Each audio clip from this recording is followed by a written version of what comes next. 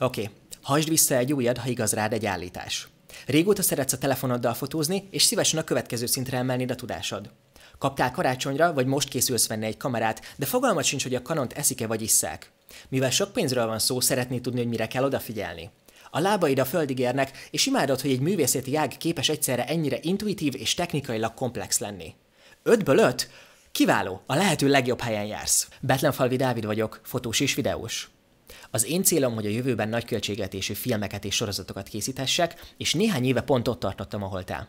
Nagyon vonzott a kreatív szakma, és készen álltam, hogy mindent megtanuljak, amit csak lehet, de sajnos magyar nyelven csak hiányos, elavult vagy nem ingyenes ismeretekhez lehet hozzájutni. Már most is vannak csatornák, amik ezzel a témával foglalkoznak, de én személy szerint még nem találtam egy olyan videósorozatot, ami A-tól Z-ig elmagyaráz mindent. Ezért úgy döntöttem, hogy megcsinálom én. Az időzítés pedig nem is lehetne jobb. Valószínűleg nem vetted észre, de ha kileskelődsz az ablakodon kívülre és nagyon összpontosítasz, észreveheted, hogy egy nagyon különleges időszakban élünk. A kameratechnológia revolúcióját éli. Ja, és tart az egész világot érintő járvány, az sem egy utolsó szempont, ami viszont számunkra most sokkal fontosabb, hogy soha nem éltünk még fotózás szempontjából ilyen ideális időszakban. Olyan szintre érkezett a tudomány, hogy az átlagember számára is elérhető az a technológia, amiért csak 20 évvel ezelőtt már öltek volna. 100 évvel ezelőtt pedig elégettek volna minket boszorkányságért, de a történelmi összefoglaló csak a 10. részben jön. Egyelőre legyen elég annyi, hogy az utóbbi 3 évben gyártott tükör nélküli kamerák vagy milcek olyan előrelépést jelentenek a fotózásban, mint amikor a nyomógombos telefonokat elkezdték felváltani az érintőképernyős mobilok. Ma már nincsenek rossz kamerák, csak jók és még jobbak.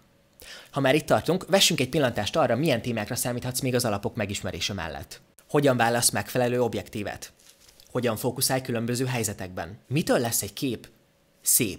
Mit csinál az egy izé a kamerádon, amit sose értettél? Kameratrükkök. Hogyan keres pénzt a fotózással, stb. Ezennel kezdetét veszi a sorozat, aminek a végére remélhetőleg megtanulok nem hadarni, ami teljesen nulla tudásról indul, gyorsan szintre hoz mindenkit, és egy pár hét után pedig együtt tanulhat ezekből a videókból az amatőr és a tapasztalt egyaránt. A következő részben segítek kiválasztani életed első fényképezőjét, a szempontokat, amik alapján választanod kell, az apróságokat, amikre oda kell figyelned. 2 rész között gyakorolni ér és muszáj is, ne várj másokra, találj minél több forrást, ahonnan tanulhatsz.